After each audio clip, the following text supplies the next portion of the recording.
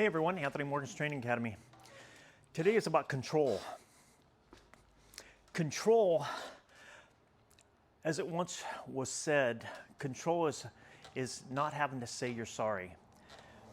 Now, a lot of times if you're in grappling, if you're in boxing, the control element still is and has to be acknowledged and has to be practiced. You can't just start into something and say, if I'm working with a 4-year-old, I can't put on a wrist lock that's going to break that 4-year-old's wrist.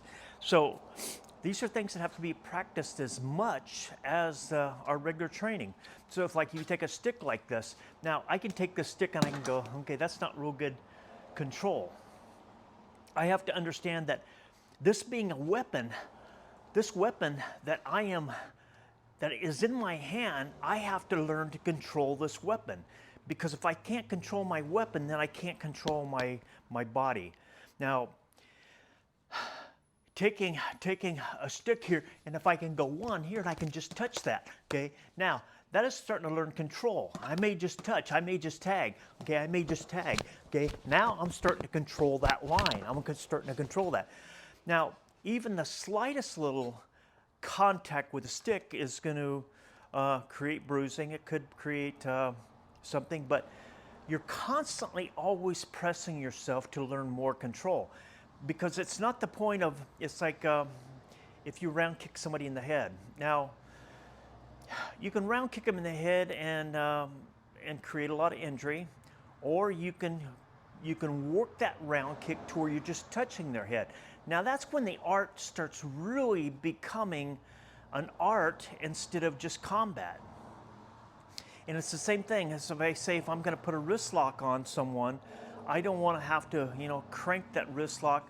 I've had my fingers dislocated. I've had my wrist hurt. I've had my knees hurt. I've had ankles broken just because of people that don't understand control. Now, and trust when I say this, I've injured people before. And there's always that time that if somebody's moving in when I'm throwing a jab, sometimes that collision creates injury. But we still have to learn how to control. We still have to learn how to provide safety for the people that are training under us. It is not that we're in a self-defense system. Now,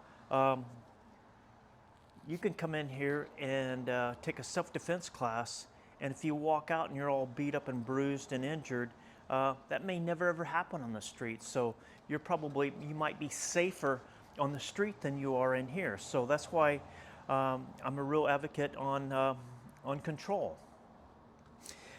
It is so easy to break somebody's finger, dislocate their finger, okay, dislocate their wrist, or injure their knee. And like I said, I've had all that. But, it comes down to the point, if I'm going to throw a punch here, bang, can I stop that punch before I make contact? And that's where the training has to come in. It's like in Wing Chun Do, we have what is called sting, stun, and knockout. Well, sting is touching the shirts, just touching the shirt here. Okay, stun is a ½ inch in, knockout is 1 inch in. So, and you have to practice these regularly to get good at control. Now, control doesn't always have to do with so much fighting. If I do a forward roll, I have to control my roll, that I can hit soft, okay, that I can come up soft, and that's learning control. If I have a hammer, okay, and I have a piece of nice finished furniture here, and I'm trying to set a nail and I'm doing this, that's not control. Okay, for one thing, you're beating up the wood, you're not hitting the nail. So understanding that control to when I tack here, okay, and I can control that hammer. It might be a hammer that I'm controlling. It might be a paint gun that I'm controlling.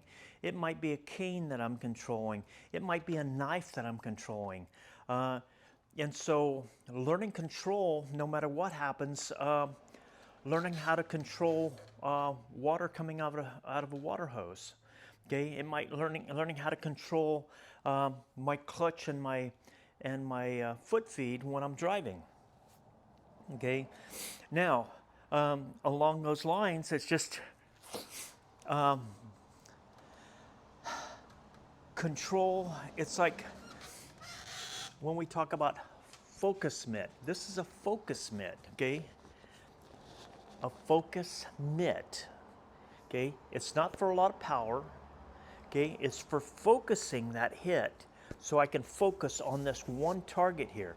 The same thing if this was here, I would focus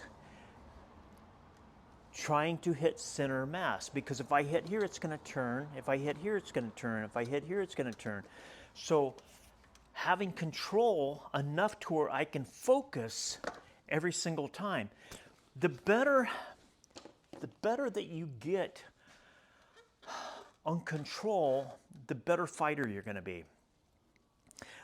If somebody's running in at me and I launch a full power side kick into their abs, the collision sometimes is going to be devastating for that person. So I have to understand that sometimes if I start to throw that side kick, I have to be able to control that side kick, even if he's moving in. And that's where the art starts really getting technical, okay?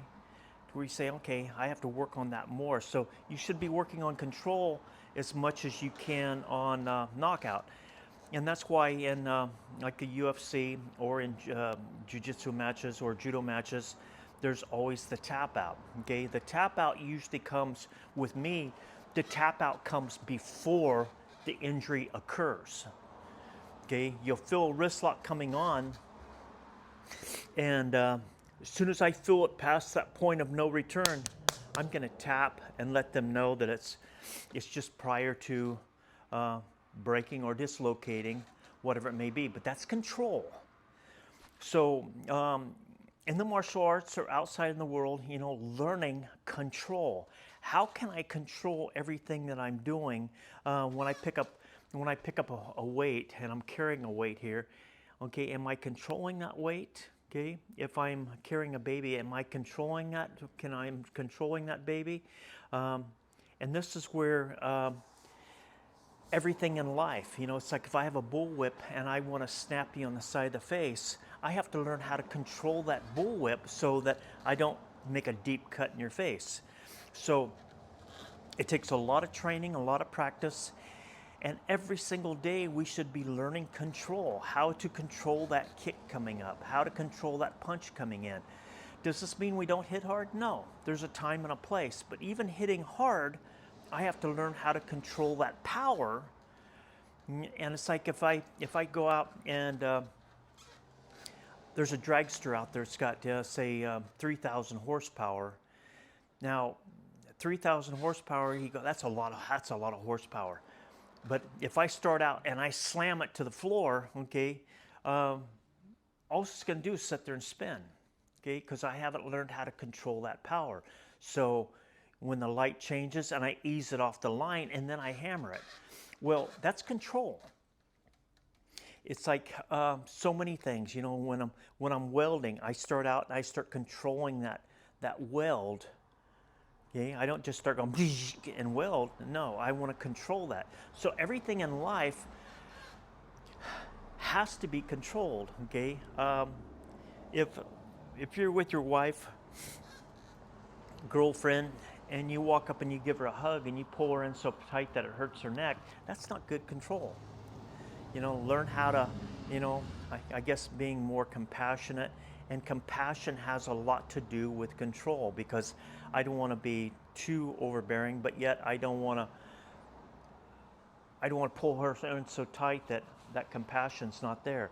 If somebody's aggravating me, I don't want to raise my voice, yeah, you know, like that. That's not control. Learn how to control your voice. Learn how to control your body. Learn how to control everything about you. Okay, am I being too aggressive? That's control. Okay, learn how to control that.